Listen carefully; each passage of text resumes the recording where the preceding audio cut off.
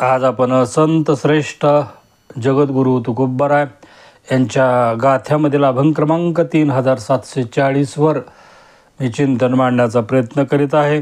जीवाचे जीवन अमृताची तनू, ब्रह्मांड भूषण नारायण, सुखाचा सांगत अंतकाशी अंत, निजाचा निवांत नारायण, गोडाचेही गोड हर्षाचेही कोड, प्रीतीचाही लाड नारायण, भावाचा निजभाव नावाचाही नाव, अवघा पंढरी राबा अवतरलासे, तुका म्हणे जे हे साराचेही सार, माझा अंगीकार तेने केला, सुखाचा सांगत अंतकाशी अंत, निजाचा निवांत नारायण.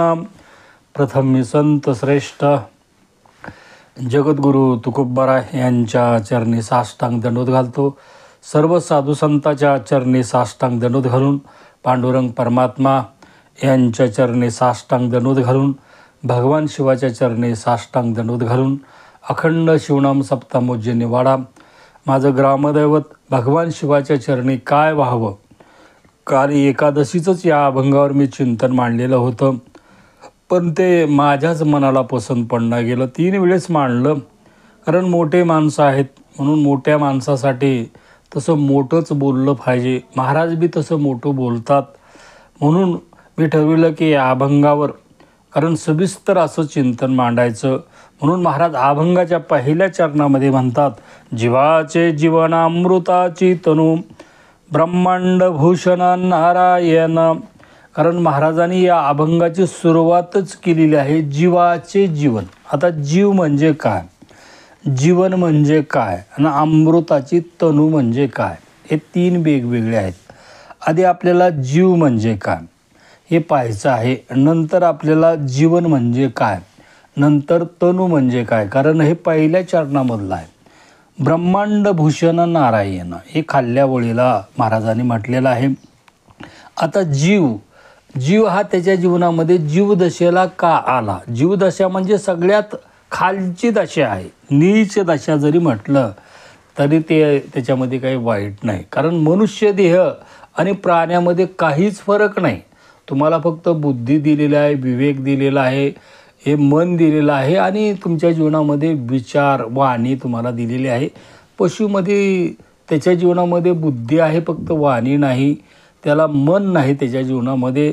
म्हणून आपले दुखणे आणि पशुचे दुखणे वेगळे नाहीत. बैलाचं दुखणं आणि आपलं दुखणं, किंवा कुत्र्याचं दुखणं आणि आपलं दुखणं काही सारखंच आहे. म्हणून देहाच्या बाबतीत जर बोलायचं, जीवाला जो देह मिळाला आहे तोच या प्राण्याला देह सारखाच आहे. दोघांमध्ये भिन्नता फक्त तुम्हाला बुद्धी आहे, विवेक आहे, ज्ञान आहे, आणि ते मात्र ते कारण इतर प्राण्यामध्ये नाही. महाराजांनी जीव म्हटले. आता जीवाचे जीवन अमृताची तनू, जीवाला त्याच्या जीवनामध्ये कधी सुख मिळतं का. माऊली ह्याच्याबद्दल काय म्हणतात ते पाहू. किंबहुना सोय जीव आत्म्याचा लाहे, तेथे जे होय तया नाम सुख. कारण जीव म्हटलं की त्याच्या मनामध्ये अनेक मनोरथ रात्रंदिवस ते रचित राहतं, आणि ते मनोरथ त्याच्या जीवनामध्ये कधीच पूर्ण होत नाहीत. कोणत्याच जन्मामध्ये माणसाचे मनोरथ पूर्ण होत नाहीत. म्हणून या जगामध्ये मनुष्य हा कधीच तृप्त मरत नाही, अतृप्त मरतो. अतृप्त म्हणजे त्याची वासना शिल्लक राहिलेलीच असते, आणि ही शिल्लक राहिलेल्या वासनेसाठी त्या मनुष्याला बार या जन्ममरणाच्या चक्रामध्ये अडकावं लागतं. म्हणून माऊली सांगतात, जीवाला जर सुख पाहिजे असेल तर त्यानं काय करावं, हे मनोरथ रचायचं सोडून द्यावं, किंवा जीवानं स्वतः मी जीव नाही, मी आत्मस्वरूप आहे, आपल्या स्वतःच्या आत्मस्वरूपाची ओळख करून घ्यावी. जोपर्यंत जीव हा आत्मस्वरूपाची ओळख करणार नाही, आत्मस्वरूपाची जीवाला अवस्था प्राप्त होणार नाही, तोपर्यंत त्या जीवाला त्याच्या जीवनामध्ये सुख हे मिळतच नाही. त्याच्या जीवनामध्ये दुःखच भोगावं लागतं, असं स्पष्ट माऊली ज्ञानेश्वरीमध्ये सांगतात. आता ह्याच्याबद्दल महाराज म्हणतात की जीवाचे जीवन अमृताची तनू. आता जीवन म्हणजे काय, दुसरा प्रश्न आहे, जीवन म्हणजे पाणी. आता पाणी कसं आहे, प्रत्येक जीवासाठी हे पाणी अमृतच आहे आणि प्रत्येकाला हे पाणी आवश्यक आहे. कारण जीवन जगण्यासाठी पाणी लागतंच. मनुष्याला लागतं, प्राण्याला लागतं, सर्वांना हे पाणी लागतं. पाण्याशिवाय मनुष्य त्याच्या जीवनामध्ये जगूच शकत नाही. हे अत्यंत गरज या पाण्याची आहे. बरं, पाणी कसं आहे? पाणी तुम्ही दुष्टानं पिऊ द्या, सज्जनानं पिऊ द्या, प्राण्यानं पिऊ द्या, कुणीही पिऊ द्या, त्याची तहान भागविण्याचं काम हे पाणी करीत असतं. पाणी म्हणत नाही मी तू दुष्ट आहेस, मी तुला कसं पिऊ देऊ, असं पाणी कधीच कुणाला म्हणत नाही. बरं, पाणी दुसरं कसं आहे? पाणी निर्मळ आहे. बरं, पाणी अजून कसं आहे?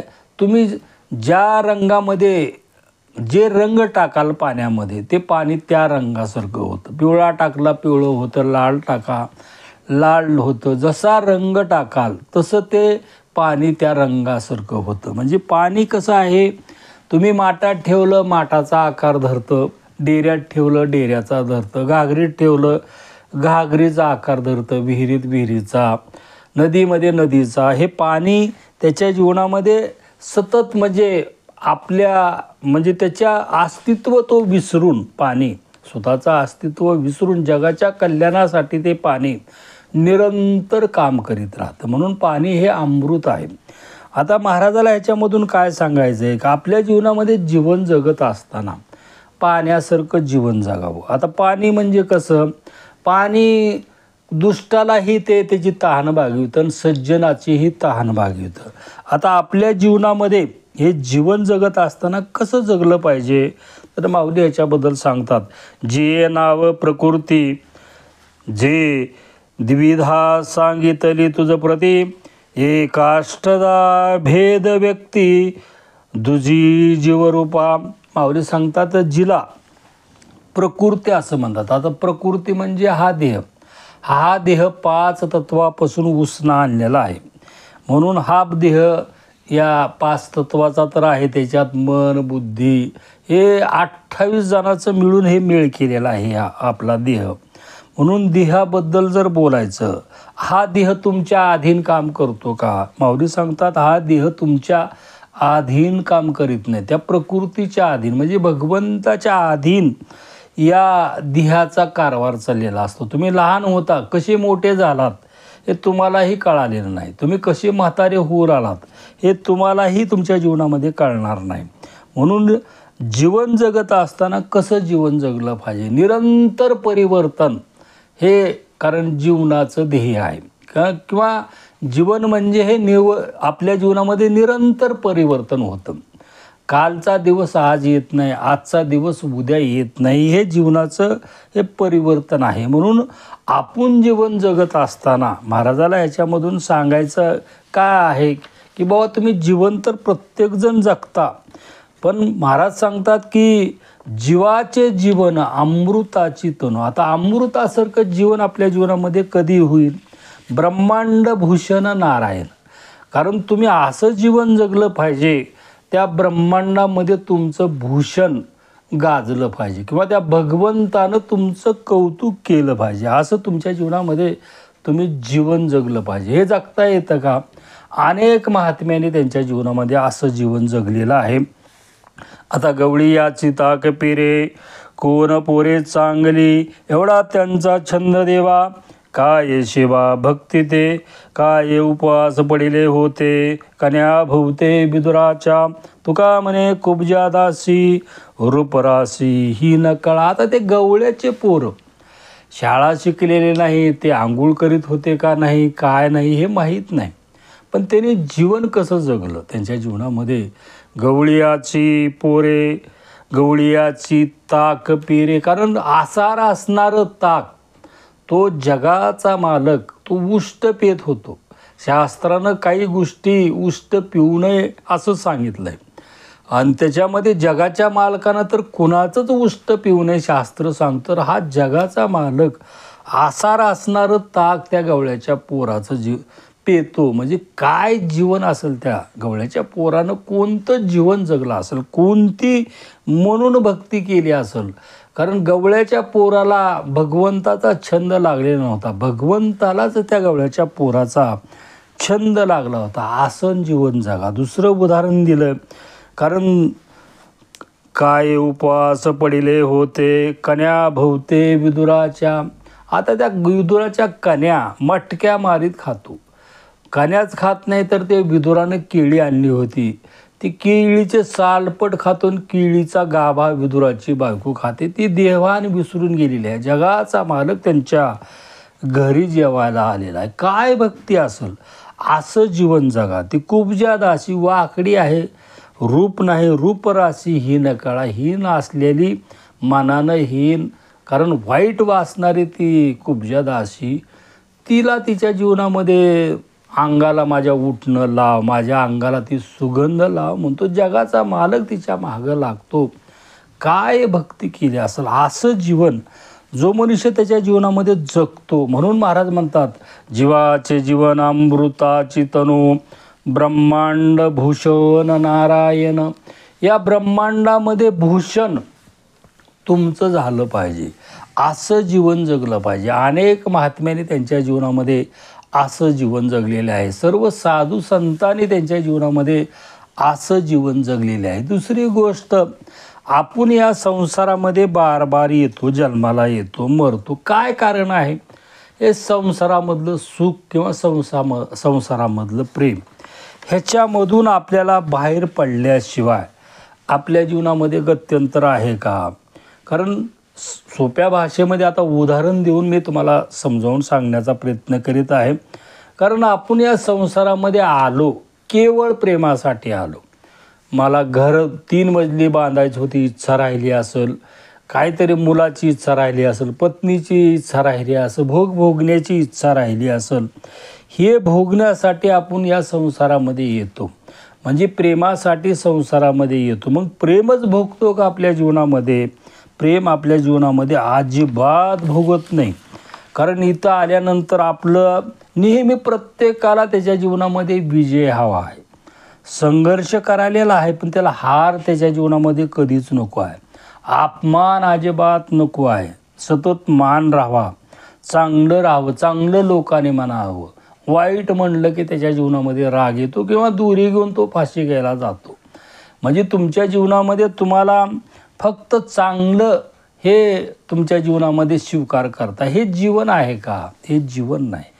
जीवन म्हणजे, कारण संसारामध्ये म्हटलं की हा खेळ आहे, भातुकलीचा खेळ आहे. इथं चांगलंही आहे, वाईटही आहे. कधी तुम्ही हारताल, कधी तुम्ही जिंकताल, कधी समोरचा हारेल, कधी समोरचा जिंकेल, कधी त्याला राग येईल, कधी तुम्हाला राग येईल. दोघांनीही तुमच्या जीवनामध्ये ते विसरून जीवन पुढे जगलं पाहिजे. पण जगतो का मनुष्य त्याच्या जीवनामध्ये? जगत नाही.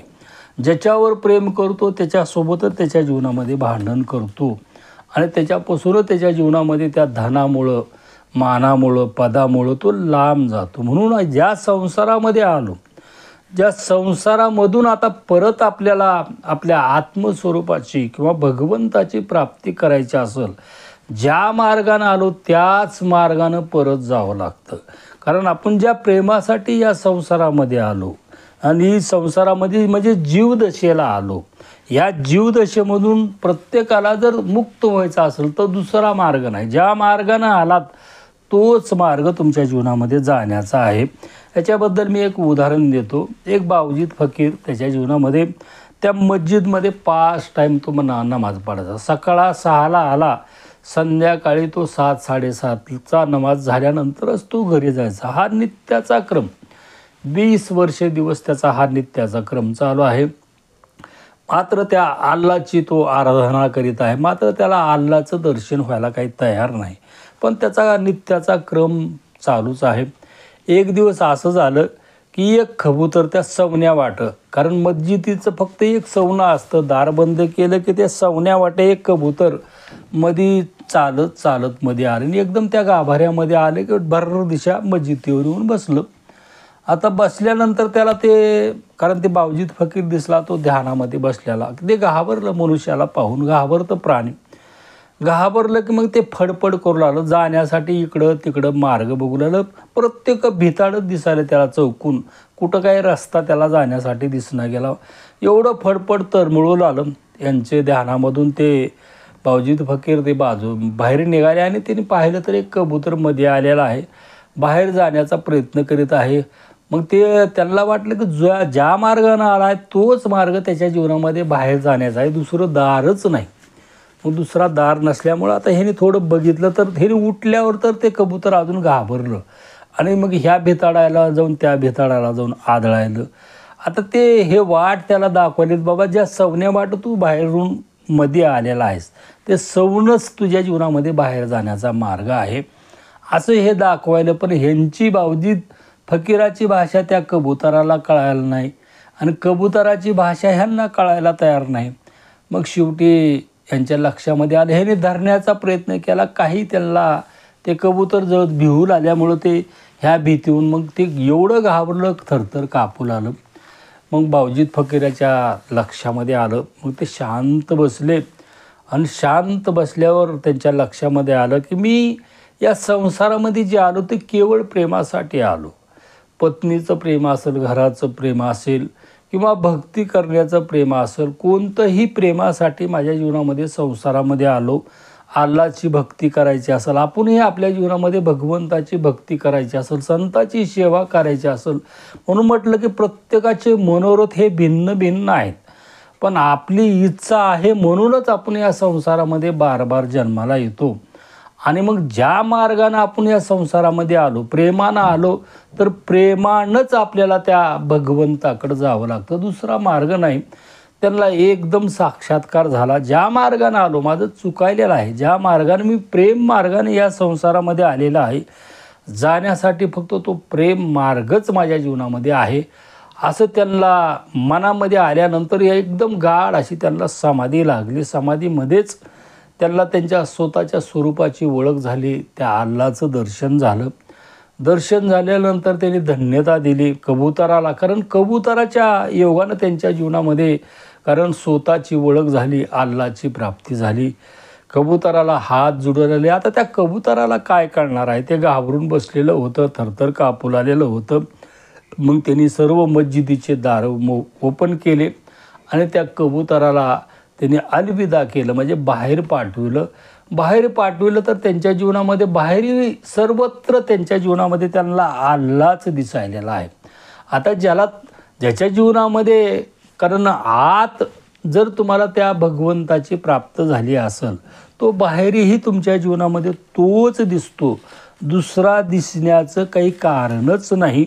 म्हणून महाराज म्हणतात की आपल्या जीवनामध्ये जर भगवंताची प्राप्ती करायची असेल, आपल्या आत्मस्वरूपाची तुम्हाला प्राप्ती करायची असेल, किंवा संसारामध्ये तुम्ही ज्या कामासाठी आला, तुम्हाला सुख भोगलं, तुम्ही सर्व विषयाचं सुख भोगलेलं आहे, पण ज्या मार्गामधून, ज्या प्रेम मार्गामधून तुम्ही या संसारामध्ये आलात, आता त्या प्रेम मार्गामधूनच तुमच्या जीवनामध्ये त्या भगवंताकडे जावं लागतं. म्हणून तुमच्या जीवनामध्ये भक्ती कशी लागते, कारण त्या गवळणीसारखी भक्ती लागते. आपल्या जीवनामध्ये गवळणीसारखी भक्ती आहे का?